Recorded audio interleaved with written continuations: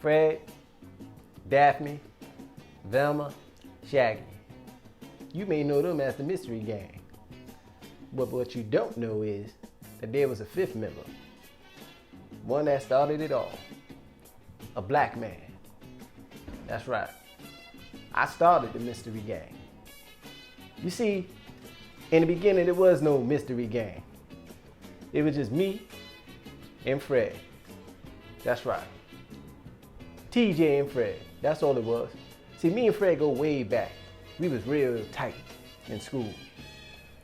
You know, I used to sing when I was in school. And when we got out of school, I decided I was going to try to take my act on the road. I convinced Fred to come along with me. See, Fred wasn't much of a musician, but he could play the hell out of a bass guitar. That boy could play a guitar, I'll tell you that much. So when we got out of school, I decided, why don't we take this show on the road? Try to make us some money. Now in the beginning, money was tight because we didn't have any. But I used to sell a little stuff on the side to make ends meet. One of our first gigs that we auditioned for was in Chicago, 1969.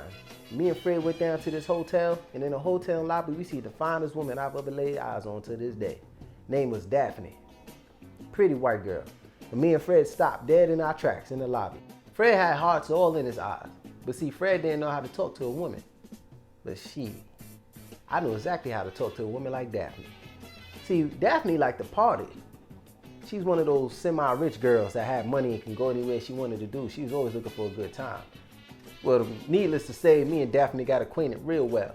Later on that night at the hotel, I called Fred over on the hotel phone, tell him to come over to my room, you know, do a little partying with me and Daphne. Well, when Fred got there, he opened the door and I'm standing there butt naked, my pipe on swinging. Daphne laid out across the bed with a line of cocaine going down her ass cheeks. Well, Fred didn't like that too much. I guess he really liked Daphne. But see, Daphne ain't the type of girl that you really supposed to like. You know, she liked to party, and that's about it. Fred left out of there that day. He didn't speak to me too much that night. But Daphne, on the other hand, I come to find out that Daphne could sing. And me and Fred was looking for a background singer, so I decided to bring her on board. After we got Daphne, I decided that we was gonna need some wheels because we couldn't be flying everywhere trying to audition for these gigs. So what people do not know is that the Mystery Machine was my van. That was my van. My uncle used to shoot dope in that van. He died, he OD'd in that same goddamn van.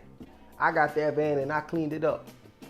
After the funeral, my grandmama gave me that van and I decided I was gonna keep it. So when we decided that we needed some wheels, I said, well shit, I got some wheels for us. So now we on the road, man. We do a gig in Kansas City, Missouri. And I never forget, after the show in Kansas City, this guy come up to us, man. Junkie, real scruffy looking guy. Came up to me, man, he wanted some stuff. Cause you know, I used to sell some stuff in Kansas City. But he ain't have no money. So he tried to sell me this big old stupid dog that he was with. I said, man, if you don't get that goddamn dog out of my fucking face. I didn't want this big ass, stupid motherfucking looking dog. I didn't have much to give him for what he was asking for. I had these couple of these weed brownies that we had cooked up the other night. So I gave it to him and you know, I gave him 2 of them. So this motherfucker eats one of the brownies and gives the other one to the dog. And I'm looking at him like, hey man, I don't think it's a good idea to be giving no dog no weed brownies, man. Well, this motherfucker, Lord to behold, starts talking to the dog. He's high out of his mind talking to the motherfucking dog. Then he gonna turn to me and ask me if I had any more weed brownies. I said, do you got any more money? Well, he left after that. I ain't think nothing of it. Well, though, you know, this nigga come back later on with some wallets, some jewelry, some cash, a whole bunch of stuff. And I said, well, where the hell did you find this? That motherfucker said the dog found it. I said, shit, nigga. You can use a nigga like you and your dog around here on this motherfucker. I asked him what his name was. He said his name was Shaggy. So I said, so what's the dog's name? He said, Scooby Doo. I said, what kind of the fuck name is Scooby Doo for a dog? Anyway, he wound up being our production assistant, which basically means you carry around the equipment for us. I didn't pay him much because I didn't have much to give him. He worked for drugs. You know, that's all he wanted to do was get high and talk to that motherfucking dog all day. But the name Scooby Doo stuck with me.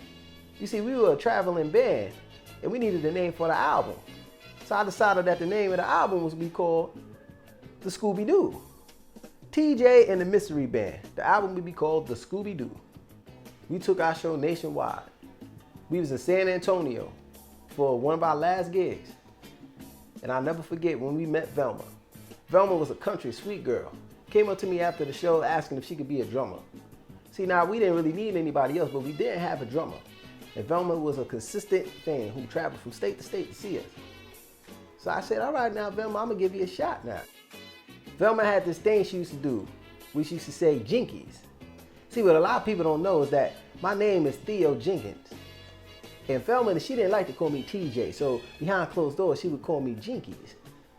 So whenever we was out in public, I feel up on Velma a little bit, touch on Velma a little bit. And Velma would always go, ooh, Jinkies, because that was our little thing. But everybody started to turn around and look. So then she had to play it off like she was looking for something, play it off. And then that became the regular thing. See, nobody knew I was fucking Velma. I was tapping Velma's ass. It didn't take long for Fred's nosy ass to start noticing. And I realized him and Daphne had became real, buddy.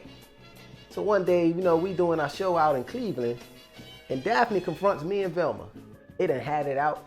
They both stopped speaking to me, stopped speaking to each other, and I knew that Fred was behind it all.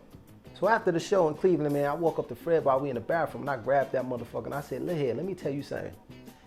If you ever get in my business again, I will choke you with that motherfucking ascot and crack your goddamn skull open. You hear me?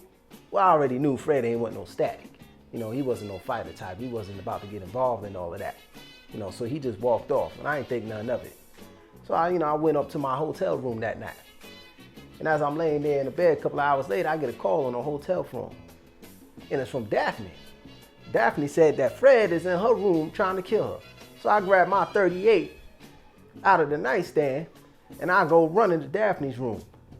But when I get there, there's nobody there. I don't see Fred, I don't see Velma, I don't see Daphne, I don't see nobody. I turn around, and there's 5 police officers at the goddamn door waiting for me. They set my ass up. I did 10 years in prison for gun possession and drug possession. Well, with me out the way, they decided that they didn't want to do music no more. They was more into their spiritual thing that Velma that got them into, finding ghosts and solving mysteries and stuff.